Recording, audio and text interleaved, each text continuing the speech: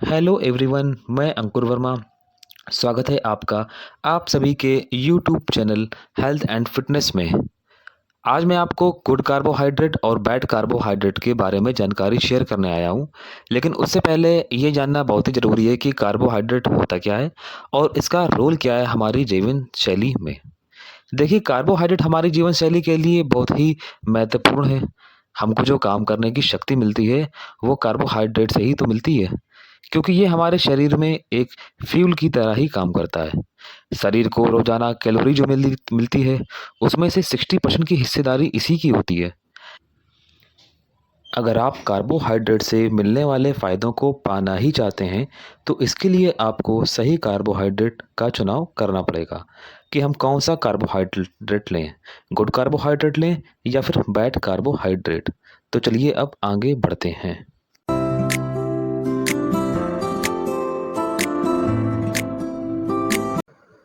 यहाँ पे मैं आपको गुड कार्बोहाइड्रेट के बारे में जानकारी शेयर करने वाला हूँ और मैं ये पहले बता देना चाहता हूँ कि गुड कार्बोहाइड्रेट को हम लोग कॉम्प्लेक्स कार्बोहाइड्रेट भी बोलते हैं और बैड कार्बोहाइड्रेट को हम लोग सिंपल कार्बोहाइड्रेट भी बोलते हैं।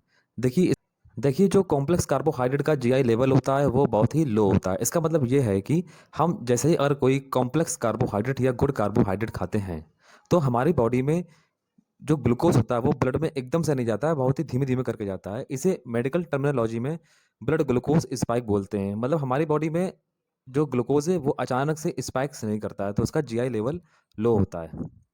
नंबर सेकंड पॉइंट, इसके अंदर काफ़ी अच्छी मात्रा में फाइबर होता है जो हमारे कॉम्प्लेक्स कार्बोहाइड्रेट होते हैं। अधिक फाइबर होने की वजह से ये ब्रेक डाउन धीमे-धीमे होता है। तो अगर ये ब्रेक डाउन धीमे-धीमे होता है, तो हमारी बॉडी में ये धीमे-धीमे हमको ये एनर्जी पहुँचाता रहता है। और इससे हमारा मोटापा भी नहीं बढ़ता है। भी नहीं बढ़ता है हम लोगों का, क्योंकि इसके अंदर जितनी हमको ज़रूरत होती है उतना ही हमको ग्लूकोज़ मिल जाता है, ज़रूरत से ज़्यादा ग्लूकोज़ नहीं मिलता है। तो इससे हमको मोटापा भी नहीं बढ़ता है और हमें लंबे समय के लिए एनर्जी भी धीमे-धीमे करके प्रोवाइड होती रहती है। मेरे 4th पॉइंट बताने से पहले आप एक नोटबुक और एक पेन निकाल के बैठिए और आप नोट कर लीजिए कि जो हमारे गुड कार्बोहाइड्रेट के सोर्स हैं वो क्या-क्या हैं। जैसे कि आपके छोले हैं, अनाज हैं, बीन्स हैं, लेंटिल्स है, ब्राउन राइस है और जितने भी आपके फल होते हैं, सब्जियाँ होती हैं, इन सब में गुड कार्बोहाइड्रेट ही पाया जाता है। देखिए 5th पॉइंट मैं आपको बिल्कुल प्रैक्टिकली बताऊँगा कि जब आप गुड कार्बोहाइड्रेट खाते हैं, तो आपकी बॉडी में होता क्या है। जैसे ही हम लोग कोई गुड कार्बोहाइड्रेट का सोर्स खाते हैं, तो ये हमारी बॉडी में जाता है। पहले स्टमक में गया, उसके बाद ये स्मॉल इंटेस्टाइन में जाता है।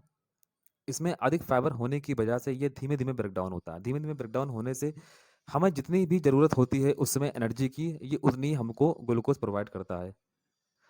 और लंबे समय तक ये ग्लूकोज़ को प्रोवाइड करता रहता है हमारी सेल्स को और हमारी सेल्स इससे ग्लूकोज़ लेकर के हमें निरंतर कार्य करने की क्षमता प्रदान करती रहती है। तो हमें लंबे समय तक भूख भी नहीं लगती है, क्योंकि धीमे-धीमे ग्लूकोज़ हमारी बॉडी में जाता रहता है और हमें एनर्जी भी मिलती रहती है। बताया गुड कार्बोहाइड्रेट के बारे में। अब चलते हैं बैड कार्बोहाइड्रेट की तरफ।